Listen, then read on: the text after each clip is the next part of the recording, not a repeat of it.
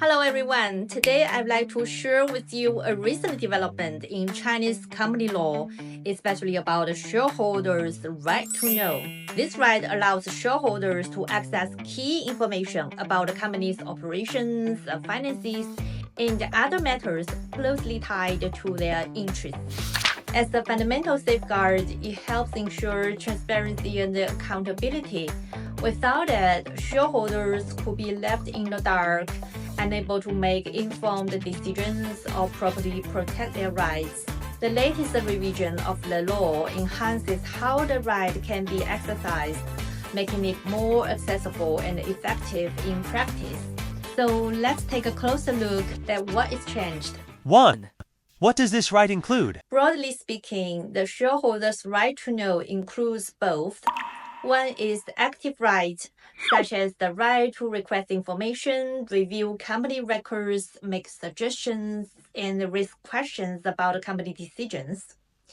The other is passive rights, like automatically receiving important updates in the financial reports from the company.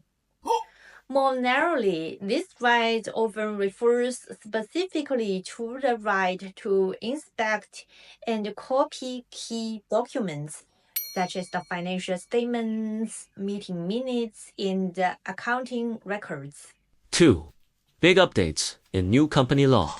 The latest revision of the Chinese company law has significantly strengthened shareholders' right to know, especially in a limited liability company.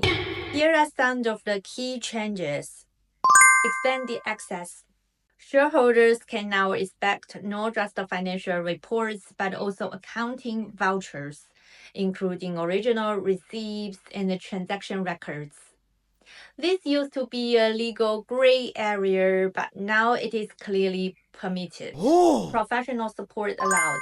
Shareholders can bring in a professional agency like an accountant or audit firm to help review the documents. You no longer have to show up in person. Confidentiality matters. These professionals must strictly protect company secrets, including trade secrets, personal data, and other sensitive information. Look-through access. If a company has a wholly owned subsidiary, shareholders of a parent company now have the right to access the subsidiary's records as well. This look-through rule is a major step forward for transparency in complex corporate structures. 3. What about joint stock companies?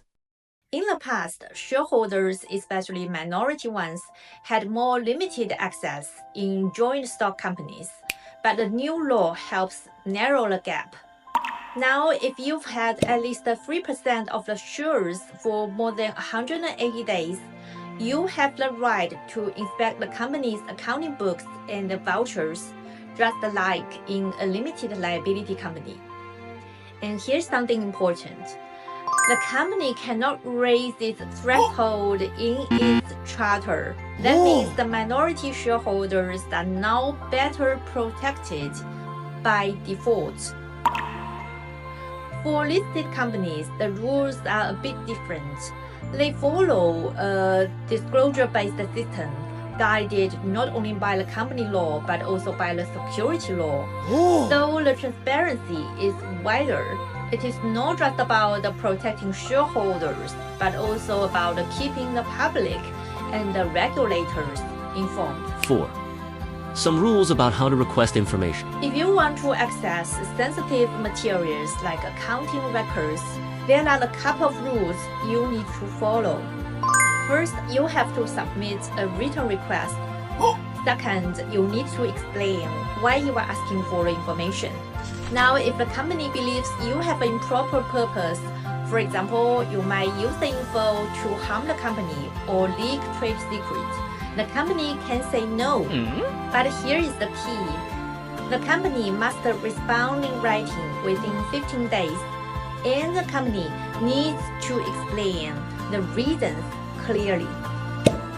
Also, the burden of proof is on the company. It is not just enough to say, "We think your purpose is not right." The company needs solid reasons to back that up. 5. Special. Situations. Let's talk about two special cases. First, former shareholders. Once you have sold your shares, you generally lose the right to access company information. But if you can prove that you were harmed while you still held the shares, you might still have a case. Second, shareholders who haven't fully paid their capital contributions, sometimes called defective contributors. Even if you haven't paid in full, the company cannot deny you the access to information. Just because of that, you still have the right to know what is going on. In short, the updated company law in China gives shareholders stronger tools to monitor the company and protect their investments. These changes show a clear move toward more transparency and better corporate governance, especially in today's complex business world. Thanks for listening. Your reliable lawyer in China.